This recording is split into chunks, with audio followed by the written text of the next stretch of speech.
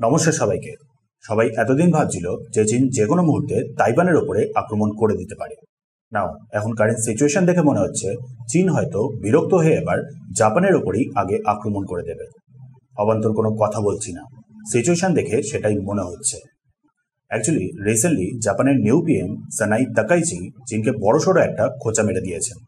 জাপানের পার্লামেন্টে দাঁড়িয়ে বলেছেন যে চীন যদি কখনো তাইওয়ানের ওপরে আক্রমণ করে তাহলে সেক্ষেত্রে জাপান মিলিটারিলি অবশ্যই ইন্টারফেয়ার করবে, চীনের সাথে লড়াই করবে। ব্যাস, এটা নিয়েই শুরু হয়ে গেছে চীন আর জাপানের মধ্যে বিশাল বড় একটা ইস্যু। চীন রিপ্লাই দিয়েছে যে জাপান যদি ভুলেও চেষ্টা করে তাইওয়ানের ব্যাপারে ইনভলভ হওয়ার তাহলে চীন সেটাকে একটা অ্যাক্ট অফ ইনভেশন হিসেবে দেখবে, দিয়ে তারপর পুরো প্রপার ফোর্স ইউজ করে জাপানকে ডিফিট করবে। হেভি প্রাইস পে করতে হবে জাপানকে। এছাড়া আবার জাপানের অ্যাম্বাসেডারকে সামন করেছে, সাথে সাধারণ নাগরিকদেরও জানিয়ে দিয়েছে জাপানে যাওয়াটা অ্যাভয়েড করতে। বাট ব্যাপারটা হলো জবাব দেওয়া অবধি ঠিক আছে, জবাব দেওয়ার চীনের অধিকার আছে, কিন্তু কেন এত এগ্রেসিভলি বিহেভ করছে এক্ষেত্রে চীন? জাপান তো ছোট্ট একটা দেশ, চীনের নেভিও সেখানে এখন বিশাল। তাহলে কারণটা কি এই এত এগ্রেসিভ রেসপন্সটার? অ্যাকচুয়ালি চারটে কারণ আছে এখানে। চীনের সাথে তাইওয়ানের হিস্ট্রি, চীন আর জাপানের হিস্ট্রি, জাপানের সাথে ইউএস এর ইকুয়েশন, আর সবশেষে ইউএস এর রিসেন্টলি চীনের সাথে মিলে G2 তৈরি করার চেষ্টা। চীনের সাথে তাইওয়ানের ব্যাপারটা হলো একটা লম্বা সময় ধরে তাইওয়ান চীনেরই একটা পার্ট ছিল কুইং ডাইনাস্টির আন্ডারে, যে কারণে চীন তাইওয়ানকে এখনও চীনেরই হিসাবে ক্লেম করে। ওয়ার্ল্ড ওয়ার 2 এর পর মাও জেদং এর লিডারশিপে কমিউনিজম চীনের মেনল্যান্ডকে টেক ওভার করে ফেললে দেন রিপাবলিক অফ চায়নার প্রেসিডেন্ট নিজেদের বাকি ফলোয়ার্সদের নিয়ে তাইওয়ানে গিয়ে সেটেল করে, দিয়ে সেখানে আলাদা করে নিজের মতন করে একটা সরকার বানায়। আর সেইখান থেকে শুরু হয় বর্তমান চীন আর তাইওয়ানের সেপারেট জার্নি। বাট মেনল্যান্ড চীনের মানুষরা এখনও তাইওয়ানকে চীনের হিসাবেই মনে করে। চীন আর জাপানের ব্যাপারটা হলো ওয়ার্ল্ড ওয়ার 2 এর আগে একটা ব্রিফ পিরিয়ড ধরে প্রায় 50 বছর মতো ইম্পেরিয়াল জাপান তাইওয়ানকে নিজেদের কলোনি বানিয়ে রেখেছিল, সাথে মেনল্যান্ড চীনের মানুষদেরও প্রচুর পরিমাণে হিউমিলিয়েট করে গিয়েছিল, যে কারণে আজও চীন জাপানকে সব থেকে বেশি ঘৃণা করে।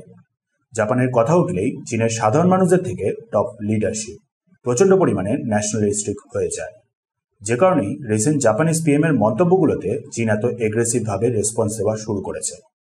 নাও জাপানকে নিয়ে আরও একটা ব্যাপার হলো, আপনি ভালো মতন করেই বুঝতে পারছেন জাপানের নিউ পিএম অনেকটা বেশি পরিমাণে ইউএস দ্বারা সাপোর্টেড। ইউএস আর জাপানের মধ্যে আবার একটা খুবই ইম্পর্টেন্ট ডিফেন্স প্যাক্ট আছে, মানে মিলিটারিলি জাপান চীনের সাথে ইনভলভ হয়ে পড়া মানে হলো ইউএসও ইনভলভ হয়ে যাওয়া, যে সিচুয়েশনটা অ্যাকচুয়ালি ওয়ার্ল্ড ওয়ার 3 শুরু করে দেওয়ার মতন ক্ষমতা রাখে।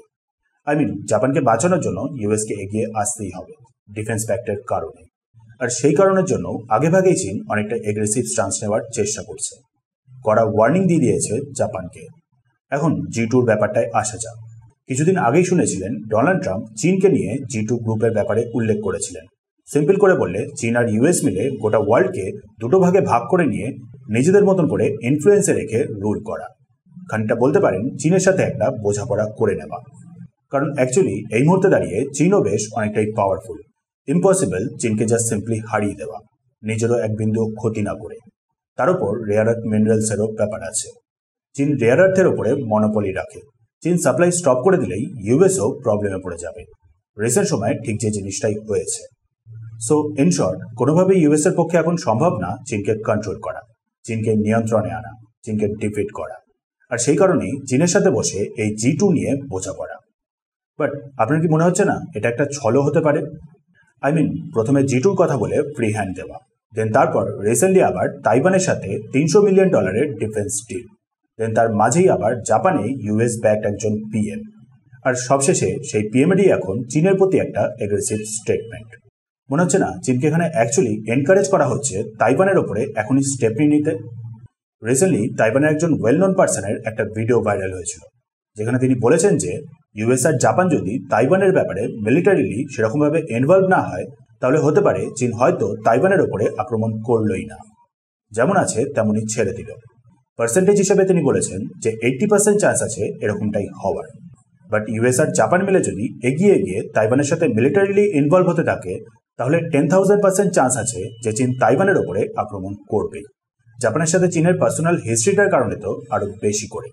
আর অ্যাকচুয়ালি বলতে গেলে চীনের রেসপন্সগুলো দেখে সেটাই মনে হচ্ছে।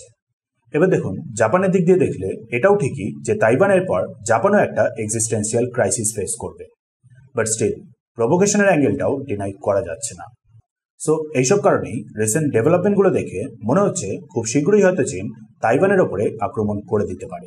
আর সাথে জাপানের মিলিটারিলি ইনভলভ হওয়ার চেষ্টা, চীনের তার বদলে জাপানের প্রতি রেসপন্স, জাপানের সাথে হিস্ট্রি, এসব দেখে মনে হচ্ছে বিরক্ত হয়ে চীন জাপানের ওপরেও আক্রমণ করে দিতে পারে। বাকি আপনার কি মনে হয় এই সিচুয়েশনটা সম্পর্কে, সেটাও কমেন্টে জানাবেন।